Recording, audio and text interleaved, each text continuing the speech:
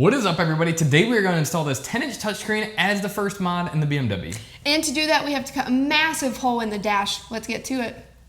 Oh, that was good, sister.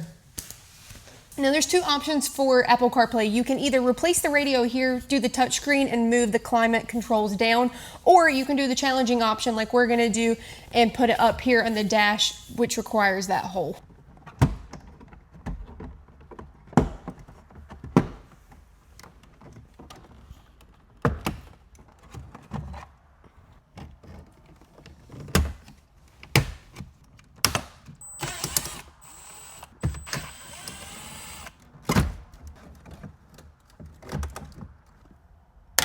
I don't know if that's how you're supposed to take that off.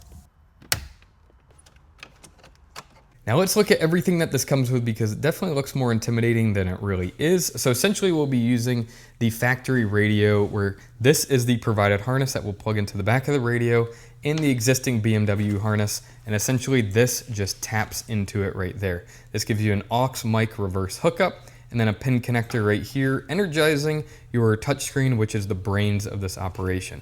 You have your GPS antenna right here. You have a SIM card hookup if you'd like to add data, but we will not be.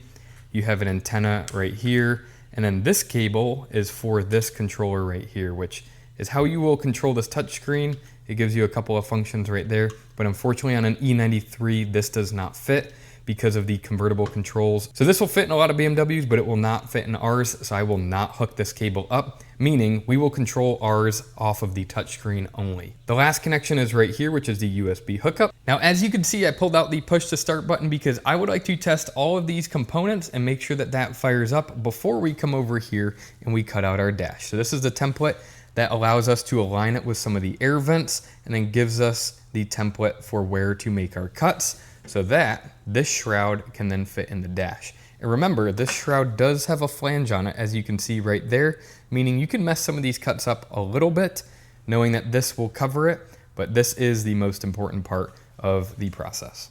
Now I have enough to test the system to make sure it works before we go ahead and cut the dash, is I essentially just plugged it into the factory harness. So again, that goes from there to there, and then this is where it taps in, which we will put into the head unit. As simple as that. Put the key in. I hope it works. Oh, that's pretty cool. Now I would like to test the touch functions of it, because that's important to me, because if this doesn't work and I can't use the control right here, then the thing's essentially useless. All right, cool, and just like that, it is working. Oh, yes. All right, great.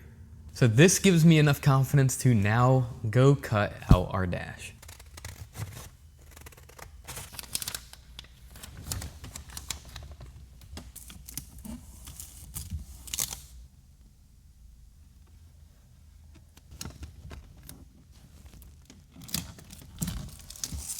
All right, Aspen, who's doing the cutting, me or Mama?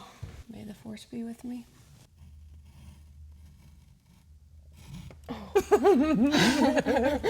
I can't breathe.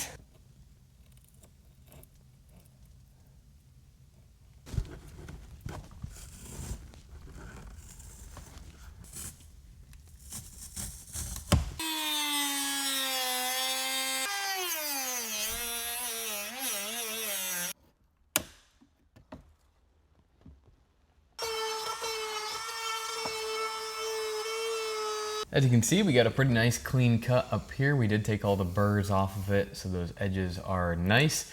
You can see the adhesive didn't really stick too bad to the leather, but it is pretty horrible over here, so we're gonna try to clean this all up before we install the touchscreen. Okay, so we did run into some issues with fitment, but first you do mount a bracket right here, as well as two tabs on either side. Note that we did leave one of the tabs out because we had to do a lot of additional grinding to kind of get this to seat the best that we can. As you can tell, when this sits in here, this is nice and flush, but over here we do have a gap that we weren't able to get down.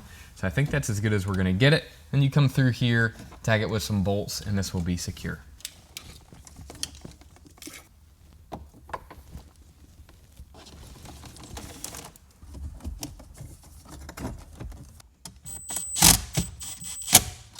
Now, if you're having audio problems, let me help you out. If you have a fiber optic cable, it looks like this green and black cable, in your factory harness, you need to remove it and you need to transfer it to your new harness, just like that. If you are still having audio problems and you have this aux cord, a lot of people show you hooking it up right here. That did not work for me and it does not work for many. You actually need to hook it up in the center console, and that will be a permanent connection that I'll run through the dash. Aux cord routing, here you go. You go through this corner right here, go diagonal until you come on the other side of this plastic cover right here. I then took another cable, tucked it underneath here, tied the two together, pulled it through, which allowed me to get it to access this channel right here. And of course, you can see it plugged in the center console. Would you like to do the honors?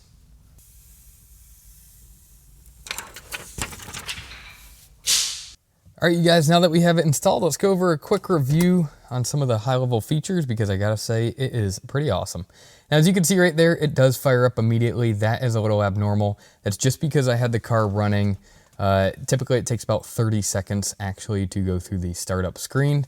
But as you can tell, when it does start up, regardless, it will auto-connect to wireless Apple CarPlay. So yes, no cords, no cables. That is very nice and convenient to have. I gotta say, that pays for itself right there, to have your touchscreen and your maps just sitting right there. It just makes a much better driving experience, especially compared to the alternative, having a touchscreen down here. So this operates kind of normal like Apple CarPlay does. And you can tell it's very intuitive and it's nice to have. Now, if you wanna go play music through Apple CarPlay or Bluetooth, you actually need to come down here and you need to go to audio, hit auxiliary, and now we're playing audio through the touchscreen. But if you want to play radio, you actually have to flip back to tuner, and now you're playing through the radio, which is a little weird, right? That you're utilizing this and this when you would assume that you're just running all of your audio functions through that. But truthfully, I kind of like it, because versus just sitting here dead, you kind of get to use both functions and they both have their own purpose. Now, this does have a radio function right here, but truthfully, it just shows as like dead. It says the current device has no audio files, which is a little weird to me. But again, I don't really mind that. Now, you do have factory Google Maps through the head unit, but remember, I did not put a SIM card, so that does not work. You have a handful of settings right here to kind of customize your layout and your color schemes. You have a handful of apps right there.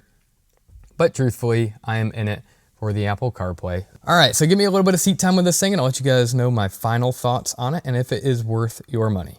Now that's a wrap. Thanks for watching. This mod was a lot more challenging than we expected, but props to my electrician. Now let's go hit the streets with our Apple CarPlay.